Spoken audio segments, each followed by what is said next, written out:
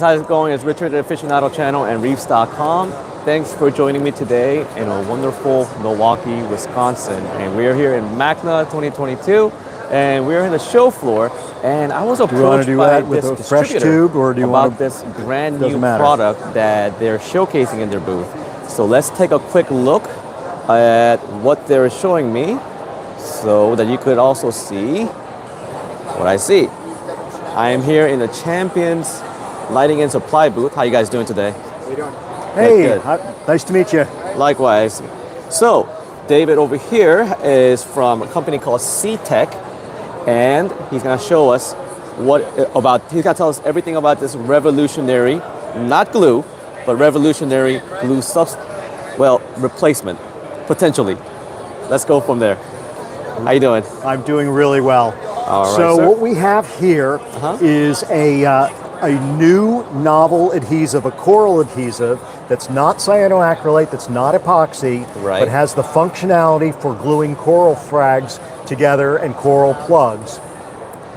It has an instant tack, allowing you repositionability for say 30 or 45 minutes, where you might be able to reposition as necessary.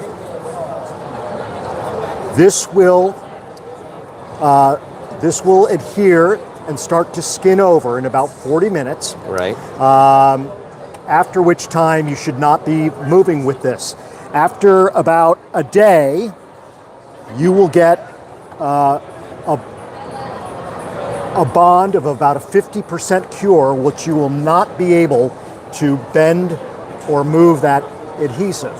Right. What we're really talking about is something that is sticky and tacky underwater. Right. So nothing sticks underwater. Not a wet Band-Aid, not a wet glue. But now we have something, we've formulated a product that is sticky and tacky underwater. I will demonstrate this and then I'll tell you about the genesis of this. So here we have a dollop of adhesive on a tongue depressor, of which I'm going to go underwater. So this is activated by the water, not by air, right? This is activated by water. It's a water-activated adhesive. I'm going underneath the water. I'm pushing it against the side of this non-porous surface, and then I am letting go. Wow. Pretty amazing. It will cure outside of water in the air. But the water does accelerate the cure. Right. So how did you guys come up with this design? So this was inspired by the research of Dr. John Wilker out at Purdue University, who has spent 20 years studying mussels and mussel proteins and why it is that mussels stick to coral reefs, and yet it's so difficult to get them on off. Right. So it turns out that is a product called DOPA. Within the DOPA, there is a catechol molecule. I know I'm getting sciencey. That is responsible for that adhesion. We came up with a new to the world material of which this adhesive is inspired off of. We formed a company to commercialize an adhesive. The National Oceanographic and Atmospheric Association granted us a NOAA grant to find a better coral adhesive for open water reef restoration. We worked together to create a formula which became the first generation of an adhesive that would ultimately be a consumer coral hobby adhesive, something along these lines of which you have just seen demonstrated. We got together with Todd and Champion Lighting to submit that government grant, and Todd has been working with these adhesives for over 2 years now with coral fragmentation. Gotcha. You know, the thing is that a lot of people will ask, that's watching, will be asking, is this how does it react in water? Like would it affect the skimmer in any way? Because like stuff like, let's say, gosh, I'm like losing words right now. Epoxies and such, when you insert in the water, it just makes skimmer go nuts. It will not change the surface tension of the water, so it will not cause the skimmer to go foamy. Gotcha.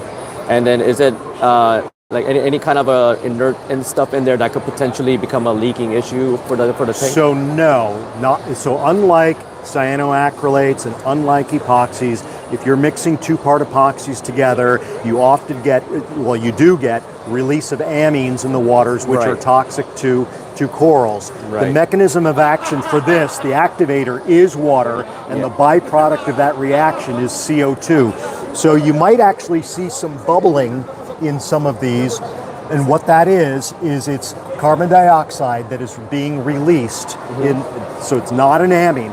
The result of that, interestingly enough, is if you take a look at some of these coral fragment plugs, of which we fragged yesterday, you have polyps that are growing right at the interface of the adhesive and the fragment. You do not have the die-off or the sliming effect that you typically do. Like the burn.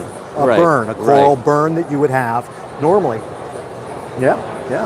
So I think you said earlier, I think you said the majority of the thing is made from calcium carbonate, yes, correct? Absolutely. So yes, the calcium carbonate is a main ingredient in this adhesive formulation. Correct. Gotcha. And so the calcium carbonate, of course, is the reef itself, which is partially the reason why it's inert when it comes to coral fragments.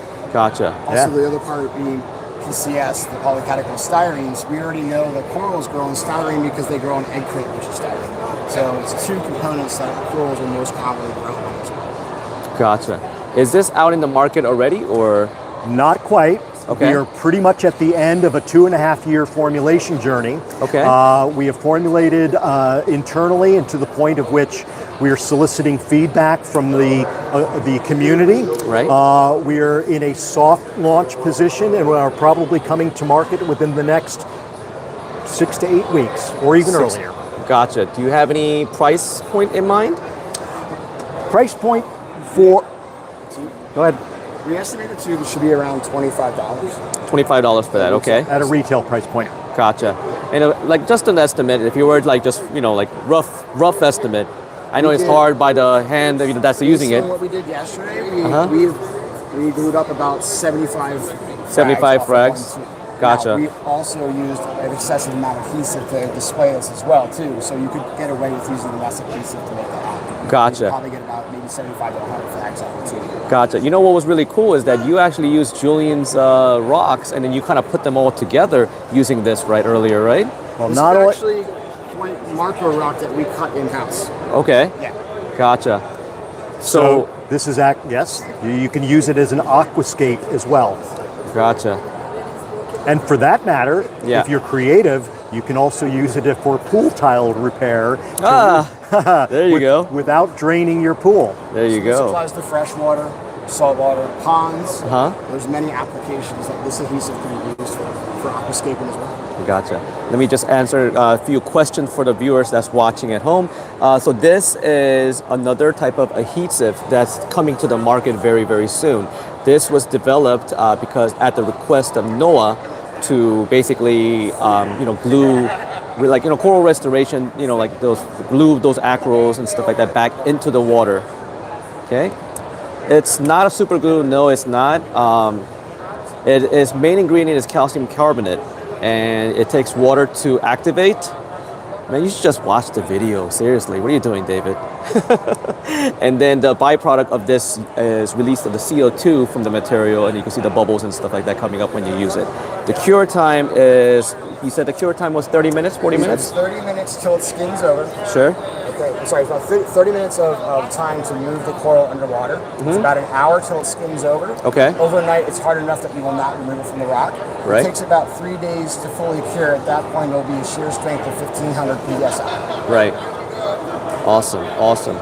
So, I'm sorry, what was the price range one more time, please? We are looking around roughly about $25 for this size tube. Gotcha. And do we have any other size besides that one? The oh, wow. Is also for commercial scale as well. Right. For restoration. Because we'll have these bigger tubes. Right, because it makes more sense if you're like a coral farmer or something like that. It'll be much more easier. Makes sense. And this will save a lot of people a frag in high volume a lot of time. Right. But the concept is we're going to put plugs down on your tray. 100 plugs here. Sure. Put down the glue. You got 30 minutes to work. You can grab your corals, stick them on, take your tray, put it in the container, Yeah. let it harden up, Yeah. and then you can transfer it over to your frag tanks. Perfect, perfect.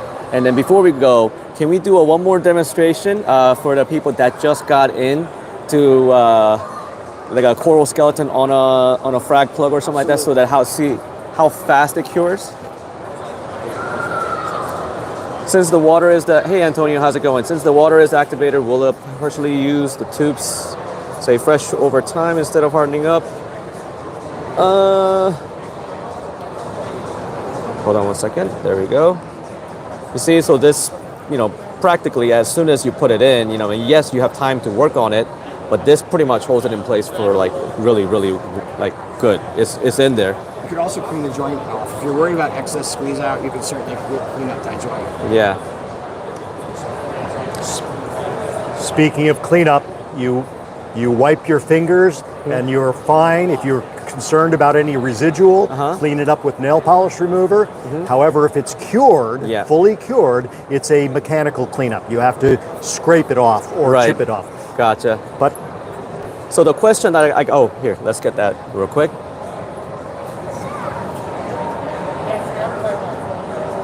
Gotcha. No sticking to your fingers.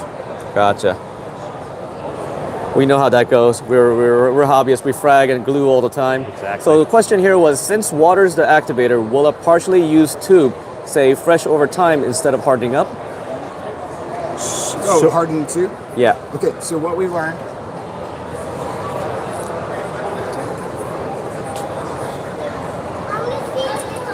A couple of things here. One, you have to clean your threads after using it. Okay. Right. This one here we've used about 50 times yesterday, putting the cap back off and on. And now you can't get the cap off because we didn't clean it properly and it sat there too long to harden up. So the key is to make sure right now to clean your threads on this. Gotcha. On the caulk gun, right? Normally with silicone you worry about, this whole thing's going to harden up and now you're a pain getting that all out of there. Right. With this stuff, it actually will harden up at the tip. So any little bit of mush and dollop on top will actually harden up. You can pop that off and you still have usable adhesive inside the tip. Gotcha. So the concept too is we're trying to work on is other tips that we can include of different sizes to include with the tube itself. Gotcha. Well, all right, guys. Thank you so much for spending some time with me and then showing me these wonderful products. I look forward to trying out myself and then give you guys honest, positive feedback on these. Thank you so much, guys. Thank you so much. I hope you guys have a great show. Pleasure to. Thank you. All right.